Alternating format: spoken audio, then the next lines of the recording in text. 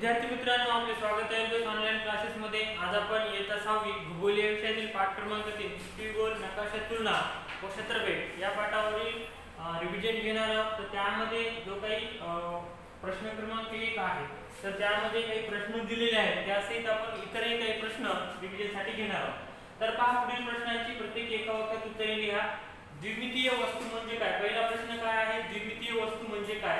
तर विद्यार्थी मित्रांनो, उत्तर आहे लांबी व रुंदी अशा दोन मिती असलेली वस्तू म्हणजे द्विमितीय वस्तू। पहा, लांबी व रुंदी अशा दोन मिती असलेली वस्तू म्हणजे द्विमितीय वस्तू।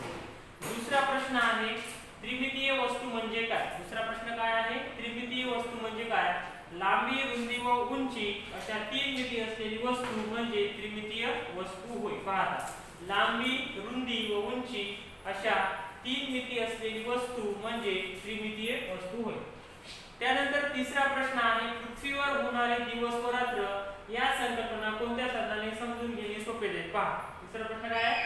पृथ्वीवर होणारे दिवस व रात्र या संकल्पना कोणत्या साधनाने समजून घेणे सोपे जाईल? तर पहा, पृथ्वीवर होणारे दिवस व रात्र या संकल्पना पृथ्वीगोल या साधनाने समजून घेणे सोपे जाईल। पहा, उत्तर काय आहे? पृथ्वीवर होणारे दिवस व रात्र या संकल्पना पृथ्वीगोल या साधनाने समजून घेणे सोपे जाईल। चौथा प्रश्न आहे तुमचे गाव शहर दाखवण्यासाठी कोणते साधन उपयोगी पडेल? पहा, चौथा प्रश्न काय आहे? तुमचे गाव शहर दाखवण्यासाठी म्हणजे गाव किंवा ऑब्लिक शहर दाखवण्यासाठी कोणते साधन उपयोगी पडेल? त्याचं उत्तर आहे आमचे गाव ऑब्लिक शहर दाखवण्यासाठी नकाशा हे साधन उपयोगी पडेल। पाचवा प्रश्न आहे एका ठिकाणाहून दुसऱ्या ठिकाणी सहज नेता येईल असे साधन कोणते? तर पहा, उत्तर आहे एका ठिकाणाहून दुसऱ्या ठिकाणी सहज नेता येईल असे साधन म्हणजे नकाशा। म्हणजे आपल्याला नकाशा हा एका ठिकाणाहून दुसऱ्या ठिकाणी सहजपणे नेता येतो। त्यानंतर पहा, आता या ठिकाणी पुढील प्रश्नांची उत्तरे लिहायची आहेत आपल्याला। तर त्यापैकी पहिला प्रश्न आहे द्विमितीय व त्रिमितीय साधनांची वैशिष्ट्ये कोणती? म्हणजे द्विमित व त्रिमित साधनांची वैशिष्ट्ये कोणती? तर पहा, द्विमित व त्रिमित साधनांची वैशिष्ट्ये पुढील प्रमाणे आहे। पहिला आहे द्विमित साधनांना लांबी व रुंदी या दोन मिती असतात। पहा, द्विमित साधनांना लांबी व रुंदी या दोन मिती असतात। या उलट त्रिमित साधनांना लांबी, रुंदी व उंची या तीन मिती असतात। द्विमित साधनांची लांबी व रुंदी मिळून क्षेत्रफळ तयार होते। पहा, द्विमित साधनांची लांबी व रुंदी मिळून क्षेत्रफळ तयार होते। या उलट त्रिमित साधनांची लांबी व रुंदी व उंची मिळून घनफळ तयार होते। म्हणजे ज्यावेळेस आपल्याला असा प्रश्न येईल द्विमित व त्रिमित साधनांची वैशिष्ट्ये लिहा, त्यावेळेस आपल्याला अशा पद्धतीने द्विमित आणि त्रिमित साधनांची वैशिष्ट्ये लिहायची आहेत।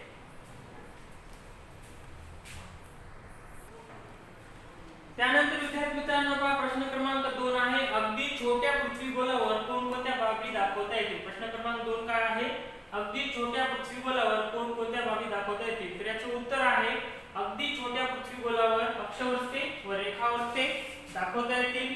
तसेच पृथ्वीवरील जे काही देश, बेटे, आखात, त्यानंतर उपसागर, सागर व महासागरही दाखवता येतील। म्हणजे अगदी छोटा पृथ्वीगोल जरी असला तर त्यावर आपल्याला कोणकोणत्या बाबी दाखवता येतात? अक्षवस्ते व रेखावस्ते दाखवता येतील। तसेच पृथ्वीवरील विविध देश, बेटे, आखात, उपसागर, सागर व महासागर आपल्याला दाखवता येतील। त्यानंतर प्रश्न क्रमांक 3 आहे क्षेत्रफळ अभ्यास पद्धतीची माहिती लिहा। तर पहा, भौगोलिक सहल म्हणजे क्षेत्रफळ ही भूगोल विषयासाठी अत्यंत महत्त्वाची अभ्यास पद्धती आहे। क्षेत्रफळ पद्धतीत ज्या क्षेत्राचा अभ्यास करायचा आहे, उदाहरणार्थ डोंगर, समुद्र किनारा, लघु उद्योग केंद्र इत्यादी त्या क्षेत्राला प्रत्यक्षपणे भेट दिली जाते। क्षेत्रफळामुळे त्या ठिकाणची भौगोलिक, सामाजिक, आर्थिक परिस्थिती जाणून घेता येते। क्षेत्रफळ दरम्यान प्रश्नावली किंवा मुलाखतीद्वारे स्थानिक लोकांकडून माहिती मिळवता येते। तर अशा पद्धतीने आजच्या व्हिडिओमध्ये आपण आज जो काही भूगोल विषयाचा पाठ क्रमांक 3 होता पृथ्वीगोल नकाशा तुलना क्षेत्रफळ या पाठाचा जो काही पहिला प्रश्न होता त्यामधील प्रश्न सहित काही अतिरिक्त प्रश्न सुद्धा आपण या ठिकाणी सोडून घेतले। व्यवस्थित याचे वाचन करावं, पाठांतर करा। थँक्यू।